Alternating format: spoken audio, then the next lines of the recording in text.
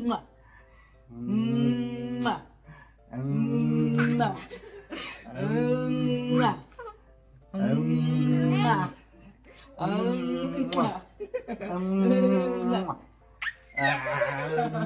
know, my little man, you know, is so big now.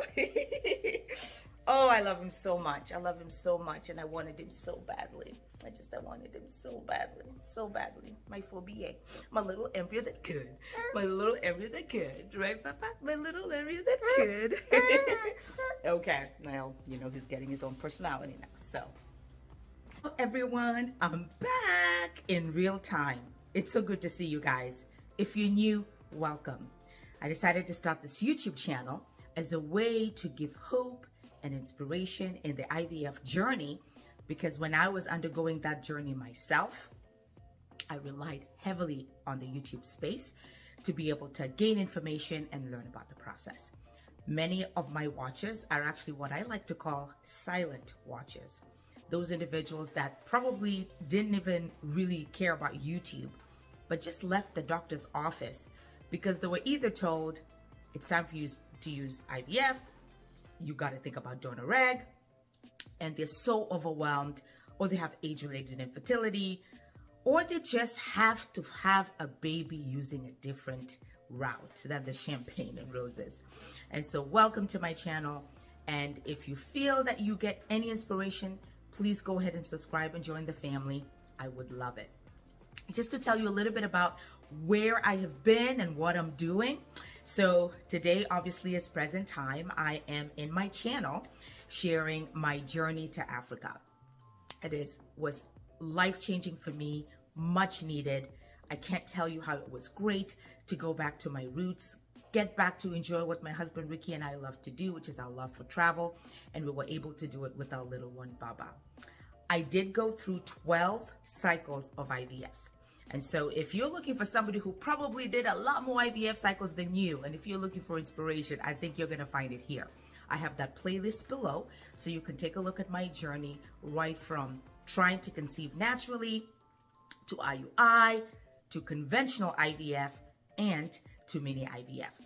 The protocol or the process that I underwent is what we call embryo banking.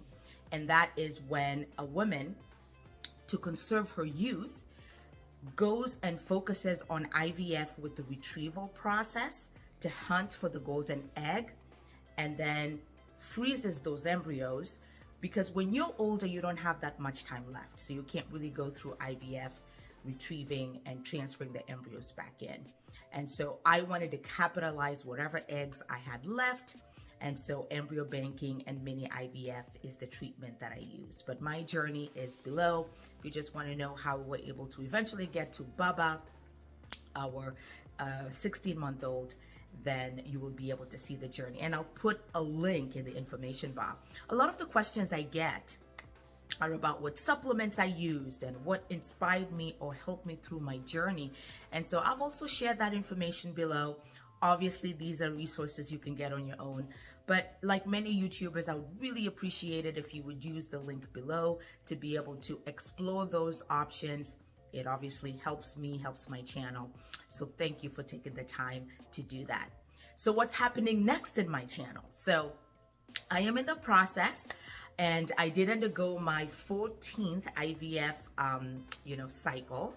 And I did also the platelet-rich plasma procedure, and I'm continuing on embryo banking. We are working on baby number 2, and so that is coming in. I have journaled all my experiences through that journey, and I am going to share those videos, so stay tuned, subscribe, and after I share my wonderful trip to Africa, I will upload those videos, because again, the hope is for you to gain the motivation and hope as you undergo your own journey.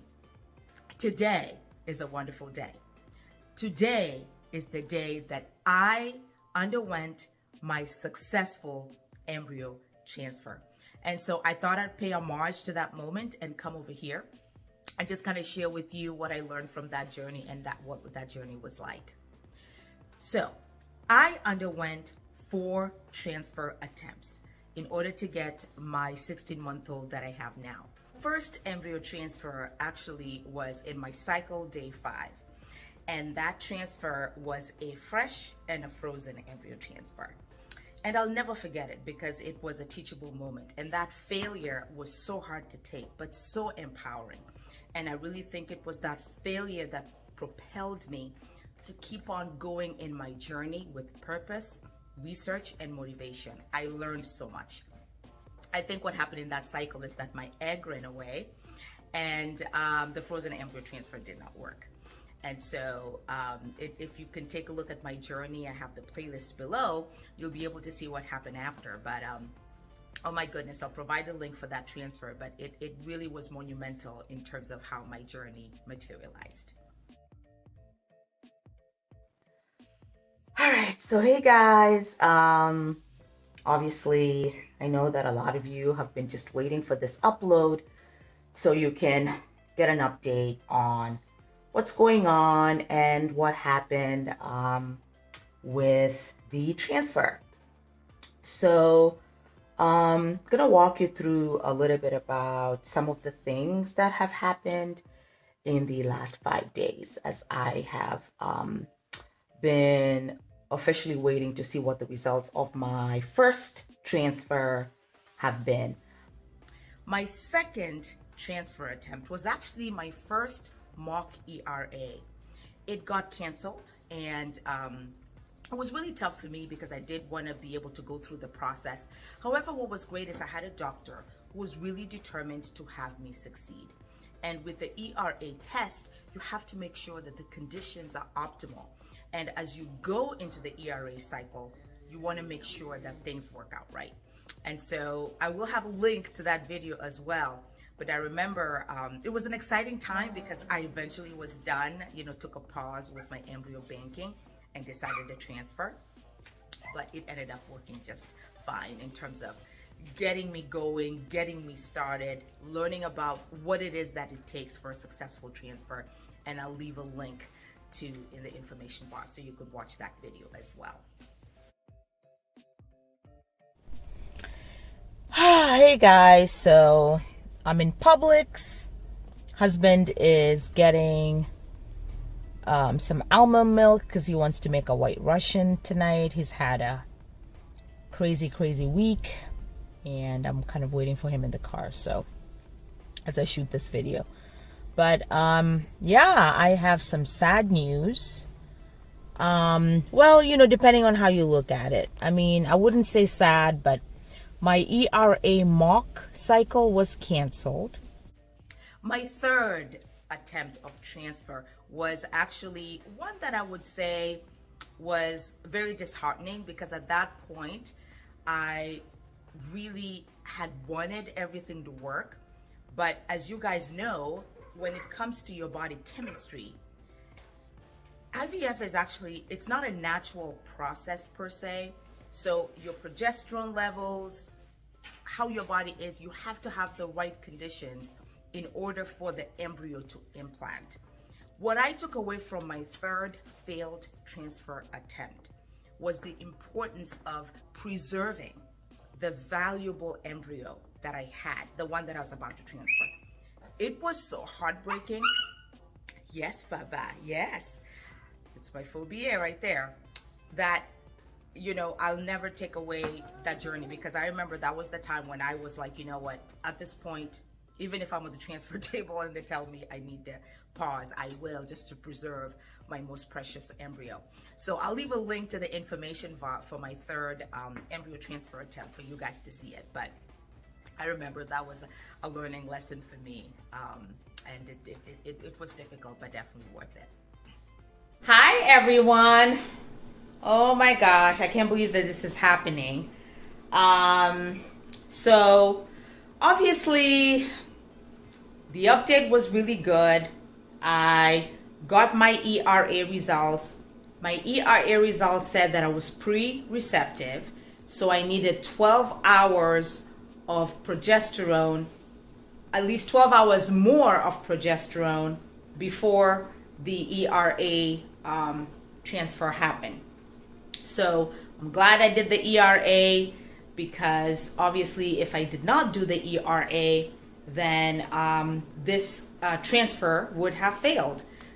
And my final and successful embryo transfer attempt was my fourth one. And when I tell you that it was optimal, it was clockwork, I felt in control, all my levels were right, I had taken the right protocol, the right medications, and everything led to this day 2 years ago. This exact moment 2 years ago, I transferred Baba in, and I just remember we were methodic. And again, I remember just feeling this fall radiance about it. I felt that it was right. I felt that the universe was responding, and I was nervous, but I remember just feeling, you know what, I've worked hard, I feel that it's right. And we put Baba back in, and the rest is history. And so it was such a valuable moment, wasn't it, Baba? It was such a valuable moment.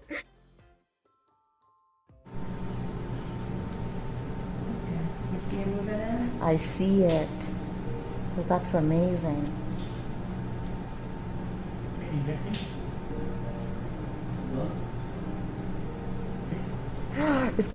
Oh my God! Oh my gosh, after 1.5 years. God bless you, Dr. Alien. Thank you. Guys, you know, and I'm interrupting this play because he's in the nursery. Wasn't it, Baba? Wasn't it, Baba? And I'm gonna put him back in. Yeah, it was such a valuable moment. I'll never forget it. And the joy you feel when I found out I was pregnant was actually amazing. And my pregnancy anniversary is just a few days away from today. I will shoot another video just to kind of share with you how that went. But I just thought I'd pay homage to this moment and what it means for so many women, including women like myself and women like you undergoing this journey. Because for us, it is a struggle. And I never thought I would see this moment.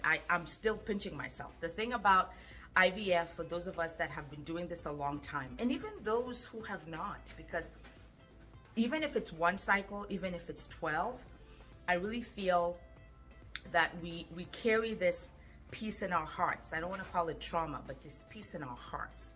And we remember these moments even more so, because for us, we wanted these babies. It was just the longing of our heart's desire. And so I hope that this video was able to give you a sense of hope. I hope that this video was able to get you even more motivated as we start the fall season, to continue with your journey and be purposeful. And remember, I am here for you. The videos I have in the playlist can be a source of motivation for you. So take some time, grab some coffee or hot chocolate, binge watch the journey, see what it was like. I'm gonna do the same actually, because I journaled, and so I just want to see how everything went. And